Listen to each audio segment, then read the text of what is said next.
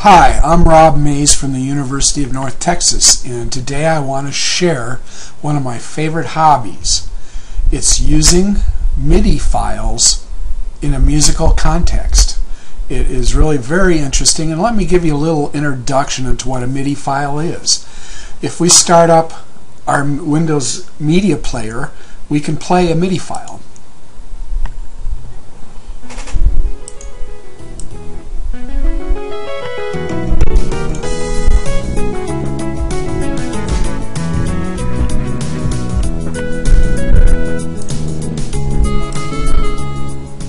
Okay, let's learn a little bit about MIDI files. I'm going to turn this down and let it play in the background a little bit. But let's move on here. What is MIDI? MIDI stands for Musical Instrument Digital Interface. It's really a system of connections between instruments and computers. You have things like keyboards, drums, stringed instruments, woodwinds, brass. One of my favorites is a MIDI accordion. That thing I think is by Roland, but it is just phenomenal. And then it also includes the specifications for a file structure where you can save the output from these controllers in your computer and edit them and replay them. And you'll see as we move along what this means. I always like to use analogies when I explain things because it's so much easier to understand. Here's a player piano. This is very comparable to what the MIDI system is about. This instrument will actually play. It's not a recording of sounds. Those little holes punched in its version of a MIDI file actually trigger each keys. I think it works by blowing air through the holes, and that triggers each key being pushed. So this isn't a recording, it actually tells the instrument to play. Okay. Here is a creator analogy. Here's a player piano that actually creates these scrolls. As the person sits in front and plays music, it punches out the holes in the scroll, thus creating what we would consider an equivalent to a MIDI file from the 1900s. Okay. Here's some of the new technology that MIDI systems use right now. Notice for one the cable in the middle. That's real common. You connect your MIDI instruments with a MIDI in and a MIDI out, and it goes to a USB end, and that's what you plug into your computer. On the upper left we have a bass guitar, 4-string bass, and it is designed to handle MIDI capability. You can even see there's an on and off switch for MIDI.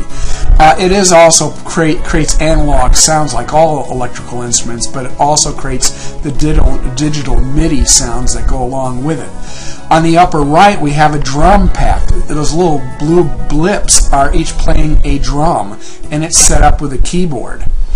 On the lower left is something called the eigenharp. That is an awesome instrument. You just look that up on the internet, eigenharp, and watch them play that thing. It plays like a keyboard, like a guitar, like a saxophone, like a clarinet. That's what that little blow tube is for the blowing of the instruments. Or you can just play it like a keyboard.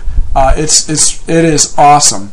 On the lower right hand side we have our iPhones with a little adapter plugged into it. You can turn your iPhone into a controller. What is a MIDI file? Let's jump over to the MIDI file now that we've looked at the equipment. It's a digital file used to save music. Like an MP3? No. That saves sound digitally, but it saves sounds. Like a WAV file? No. Same thing. It's saving sounds. What MIDI is, it's a numerical representation of a tracked note for a specific instrument for a defined duration. Okay, and you can see this by looking at this example. This is an iPad and an iPhone both. Here's an example. I think it's the same software basically. One for the other, like that. But you can see the blue and the purple tracks. Those are sound tracks. You can see the sound. If you look on the green tracks, you can see something very similar but electronic, like the piano rolls. It's showing them what instrument should play and what it looks like. Notice over here we have a piano, and that looks like a keyboard or a synth, and there we have some violins. So those are the three tracks that will be playing on MIDI. These people here that are playing the drums and the guitar, and that looks like a microphone and PA system, those are actually recording the sounds. Okay. Okay, where do we get MIDI files? If you're going to get interested in it, it's not as hard as it sounds. You can go to the internet and search for, well, maybe say 5 favorite songs of yours that you like. Find them on the internet, download them, and you can use, your media player to play them. Real simple. You can just click on them and this will load and they'll play them. Okay. Where do they come from? Well, MIDI files are created by musicians normally. Usually they have an instrument of some type or a controller. It could be a computer that they're using like an instrument. And then they'll have, as they play the song, that will record it like that. You can also have a computer, believe it or not, a computer can generate a MIDI song. If you tell it the chords, there's a software called Band in a Box. And if you type in all the chords and all the measures and stuff, and then tell it what kind of music you like, it will do its best to generate a song. And you can try different genres until you get the sound you like. You can go from reggae to rock to blues, and with those chords it will try to make the best sample of the music that you like. And there's usually like 200 or 300 different choices, so you can probably find something that works the way you want. Anyway, let's get down to a little bit more in depth on MIDI files, because just downloading them and playing them is not really the hobby part of it. The fun part is learning all about music. And let's open up the software called Real Band. I think you'll be really impressed with this. This shows you all the scrolls for each instrument. This is the same song that Media Center just played, Media Player just played. Same exact song. Okay?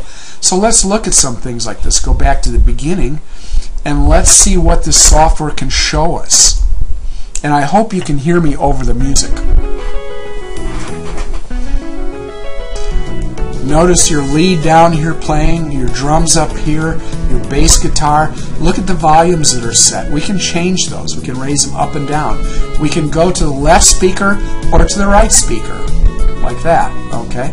And then we can also turn a track off. If we don't want to hear a track, we can just go ahead and turn it off. We don't want the flute to play, or we can turn it back on. Usually when you turn them on and off, it takes a second for the software to actually bring them back online again. Notice all the instruments. We can change an instrument.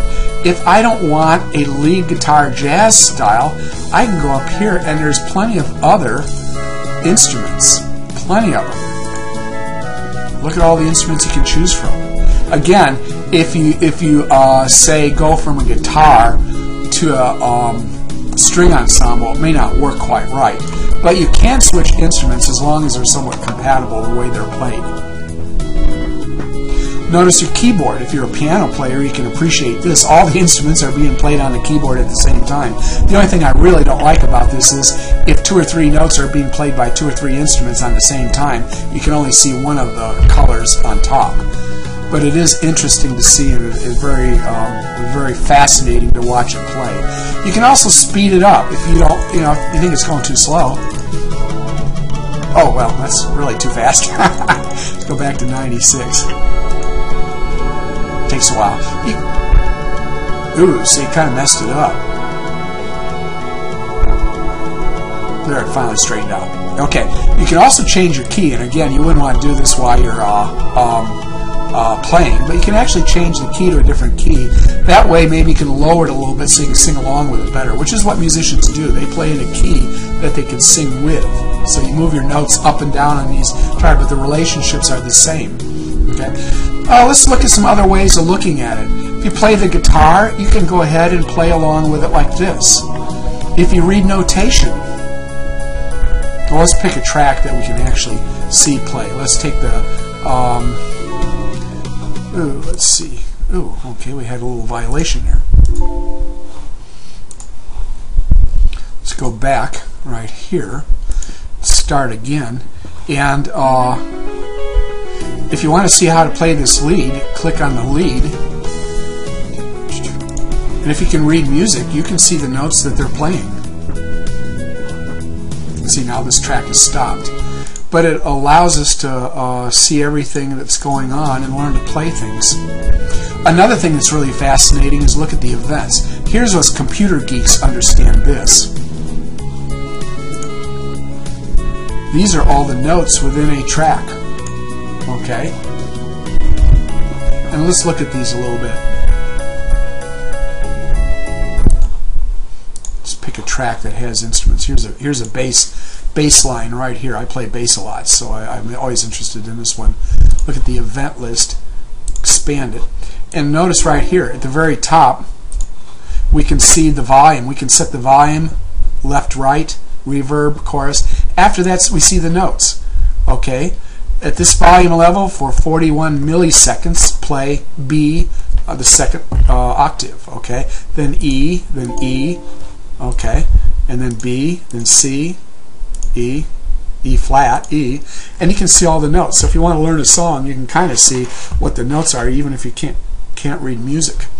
Let's go back and play this. I'm not sure why I'm getting all these violations right now, but I don't know if my song's a little corrupt. But notice how this is going through and showing you notes it's playing. You can see it. You can see the duration that those notes play.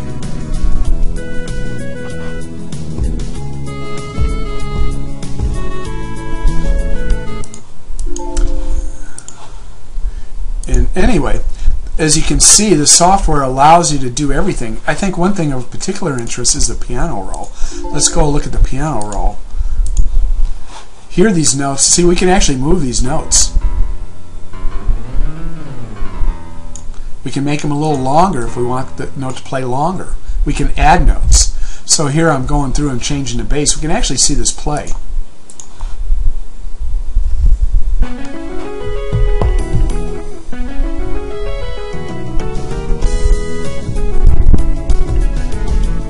And you can see how it works.